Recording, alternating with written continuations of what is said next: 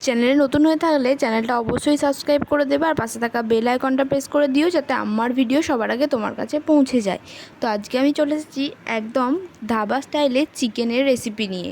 তো চলো দেখে নেওয়া যাক এর জন্য কী করতে হবে। প্রথমে এখানে নিয়ে নিয়েছি চিকেনটা রয়েছে 1 কেজি পরিমাণে। তো তাতে ম্যারিনেট করব। ম্যারিনেট করার জন্য কয়েকটা উপকরণ দেব। তো তার মধ্যে রয়েছে পাতিলেবুর রস, একটা পাতিলেবুকে অর্ধেক করে কেটে তার হাফটা দিয়ে দিলাম কিছুটা গোলমরিচ গুঁড়ো, আর দিয়ে দেবো সর্ষের তেল। এই 3টে উপকরণ দিয়েই চিকেনটাকে খুব ভালোভাবে ম্যারিনেট করে নেব। আর এই ম্যারিনেট করার পর চিকেনটাকে মোটামুটি আধ ঘন্টা থেকে 45 মিনিটের জন্য রেস্টে রেখে দিতে হবে। এরপর এই ম্যারিনেটটা করার পর 15 মিনিট রেখে দিয়ে তারপর আমি এখানে দিয়ে দেবো আরও কিছু জিনিস। তো তার জন্য দিয়ে দিচ্ছি আদা বাটা 2 চামচ আর হাফ অর্থাৎ 2.5 চামচ দিয়ে দিলাম। আর দিয়ে দিচ্ছি বেশ কিছুটা পেঁয়াজ আর রসুন বাটা একত্রে।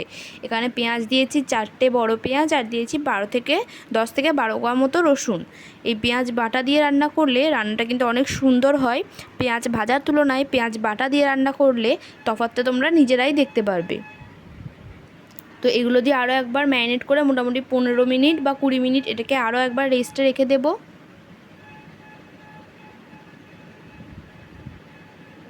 এরপর তৈরি করে নেবো একটা পেস্ট। তার জন্য দিয়েছি হলুদ 1 চামচ, দিলাম কিছুটা কাশ্মীরি লঙ্কার গুঁড়ো, দিলাম 2 চামচ মতো জিরে গুঁড়ো, আর দেবো 2 চামচ মতো ধনে গুঁড়ো।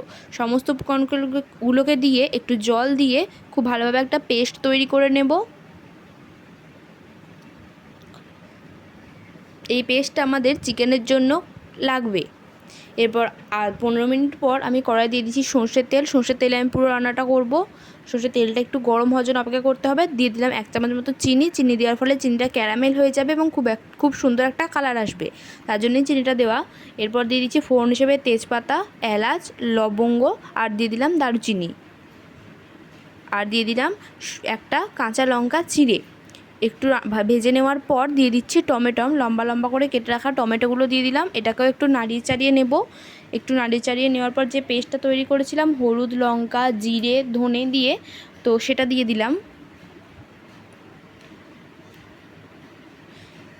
এইভাবে পেস্ট করে দেওয়ার ফলে একটা অদ্ভুত রকমের ফ্লেভার আসে, যার ফলে চিকেনটা খেতে খুব সুন্দর হয়। এরপর যে চিকেনটাকে ম্যারিনেট করে রেখেছিলাম সেটা দিয়ে দিলাম। পেঁয়াজ থেকে যে জলটা বেরিয়েছিল সেই জলটা সমেতই চিকেনটাকে দিয়ে দেব।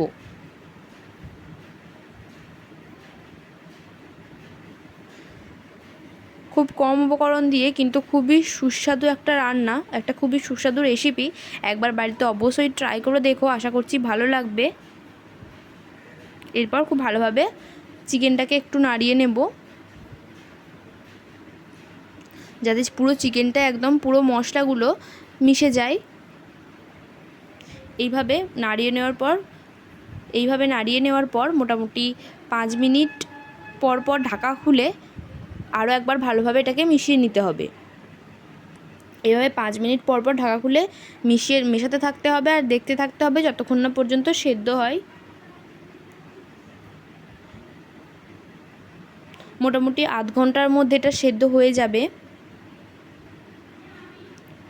তো আধ ঘন্টা ধরে এইভাবে দেখে যেতে হবে। আর দিয়ে দিলাম কিছুটা পরিমাণে পরিমাণ মতো নুন দিলাম। আমি এখানে কিন্তু 1 ফোঁটাও জল ব্যবহার করিনি, পেঁয়াজ থেকে যে জলটা বেরিয়েছিল সেই জলটাই আপাতত রয়েছে। গ্রেভিটা কত সুন্দর কালার এসেছে দেখো। তো আধ ঘন্টা পর একদম খুলে রান্না করে আধ ঘন্টা পর দেখো কতটা জল বেরিয়েছে পেঁয়াজ থেকে। এখানে আমি 1 ফোঁটাও জল দিইনি এখনও। এরপর দিয়ে দিচ্ছি ভেজে রাখা আলু। এখানে তোমরা চাইলে আলুটা নাও ব্যবহার করতে পারো।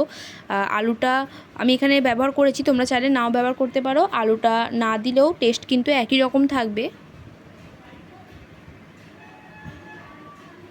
আলুগুলো দেওয়ার পর আমি দিয়ে দিচ্ছি কিছুটা জল। এখানে তোমরা এবার গ্রেভি যেমন চাও সেই অনুযায়ী দিও। চিকেন কারি করতে চাইলে জলটার পরিমাণটা কম লাগবে একটু, তো সেই অনুযায়ী দিও। এরপর আর একবার ভালোভাবে মিশিয়ে নিচ্ছি। এরপর এটাকে ফুটতে দিতে হবে। অল্প একটু ফুটে আসলেই দিয়ে দেবো মিট মশলা। দেখো অল্প একটু ফুটে এসেছে। এরপর আমি দিয়ে দিচ্ছি মিট মশলা, বেশ কিছুটা মিট মশলা দিয়ে দিলাম। মিট মশলা দেওয়ার ফলেও কিন্তু খুব সুন্দর একটা স্বাদ আসে। এরপর এটাকে আমি আর একবারও নাড়াবো না, একবারও মিশিয়ে নেব না। এটাকে এরপর 1 ঘন্টার জন্য এইভাবেই রেখে দেবো। গ্যাসটা অফ করে এইভাবেই রেখে দেবো। তো 1 ঘন্টা পর এই যে দেখো কত সুন্দর একটা কালার এসেছে। কেমন লাগলো ভিডিওটা অবশ্যই জানিও, আর ভালো লাগলে অবশ্যই একটা লাইক করে দিও।